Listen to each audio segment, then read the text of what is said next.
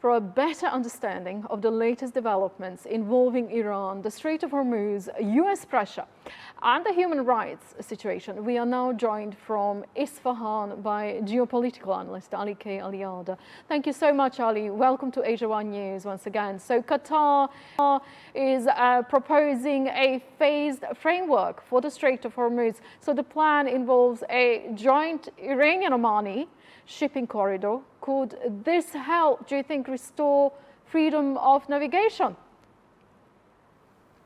Greetings, Ms. Leila. Thank you for having me on your program again.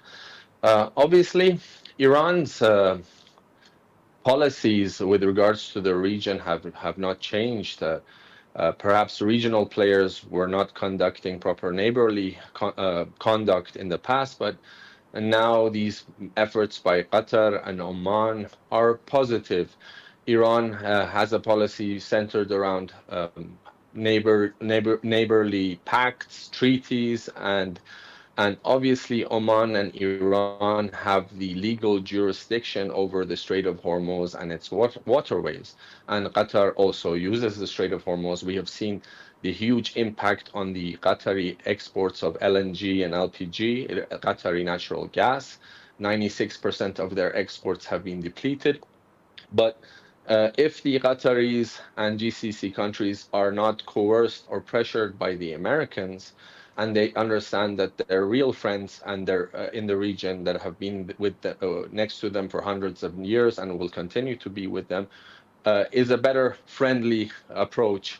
As Mr. Kissinger said in the past, being America's enemy is dangerous, but being their friend is deadly. And I think regional players understand that foreign interference, even under the guise of being so-called security support, meaning the Americans providing security support for the regional players, was a fallacy.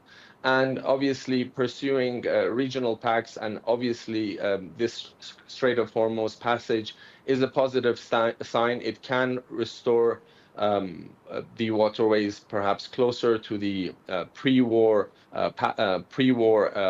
passageway, basically the freedom of navigation being closer to the pre-war period.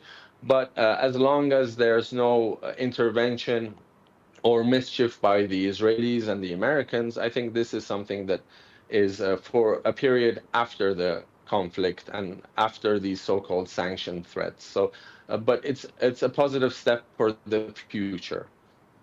And a Norway-based organization, Ali, Iran Human Rights, says more than 500 people have been executed this year. So what does this indicate about the domestic situation?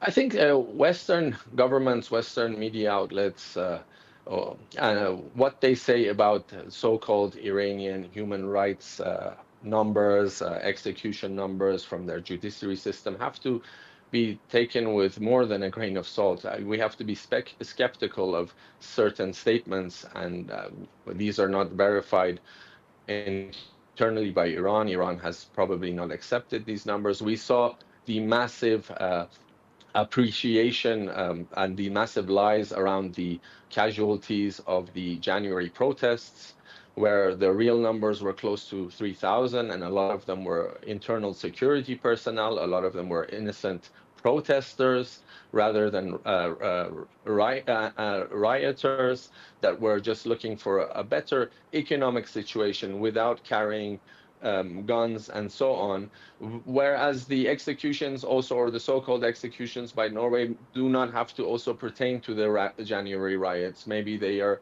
other judicial matters and criminal matters. I'm not a spokesman for the Iranian judicial system, but I think we have to be very skeptical when numbers come from the West, and we saw it in the in the January lies and the Western media portrayal of the January numbers. Indeed. The US says economic pressure will continue until Iran engages meaningfully. So how much pressure can Tehran withstand? Well, I think these economic sanctions, so-called maximum pressure sanctions, so-called new sanctions that are never been designed, I've stated on your program in the past, first of all, it's a form of sadism, meaning it's sadistic because it only puts a pressure on the common Iranian man and child, and it deprives people of much needed medicine, uh, and it hurts the Iranian on the streets. However, Iran has been working on workarounds around the sanctions for several decades. Iran has been calibrated and designed an economy. Iran has an economy that has been calibrated and designed to resist sanctions, um, and the same way that the American military pressure was diminished and depleted. I think the effects of the American sanctions, meaning the leverage that the Americans had with sanctions, is a leverage, is basically a depreciating asset, meaning because of the various financial systems that are propping up across the world, supporting the BRICS nations, such as the Chinese CIPS system and other financial systems, Iran will probably engage with those systems more, similar to maybe countries like North Korea, Russia, and will be able to avoid the effects and the damages that might be inflicted on sanctions. Next, we have to not forget Mr. Mohsen Rezai's recent statements. He said that sanctions and a siege warfare are acts of war, and Iran will retaliate in the same manner. Iran will not accept the status quo with regards to sanction and might react militarily to basically attack American assets and American economic assets that are inflicting pain on Iran, or any country that might cooperate with Iran. That was a statement put out by them as well. And we must not forget, Iran is also imposing an economic sanction of its own that is perhaps stronger than the American sanctions, and that's the tight hold and the management of the Strait of Hormuz. Look how the crisis in the American bond market, the crisis in Japan, where the Americans couldn't bail out the Japanese properly. You're seeing the American allies, including regional allies, being affected, their economies being affected in Qatar and Saudi. And these were all effects of the American warring games and the warring path that they pursued, causing much death and destruction in the region. But Iran's, again, grip on the Strait of Hormuz has equally has an equally strong leverage on the global economy, on the American economy. American gas prices are also increasing. So we have to see whose economy will be more under pressure, Iran's or the Americans. And again, as I mentioned, Iran has workarounds, several land borders, the Caspian Sea. So it's not entirely dependent or solely dependent on the Strait of Hormuz. And from a policy standpoint, Ali, so what conditions on either side do you think would need to shift for renewed negotiations to become actually viable? Simple.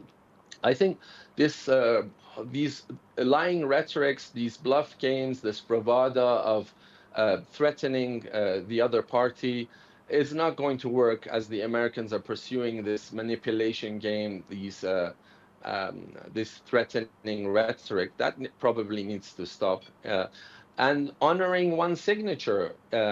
The Americans, just like the way they ripped up the JCPOA, they signed the MOU that was designed by the Pakistanis and Iran and the United States itself. They agreed to sign the MOU, and Iran has stated several times, even in recent weeks, that if the parameters, the prerequisites, and the requisites that are laid out in the MOU are followed, then obviously we can pursue a path of diplomacy and peace.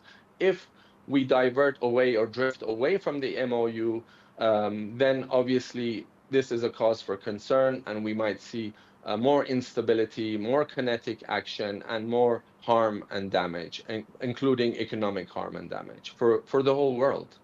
Thanks, Ali, for being with us this evening.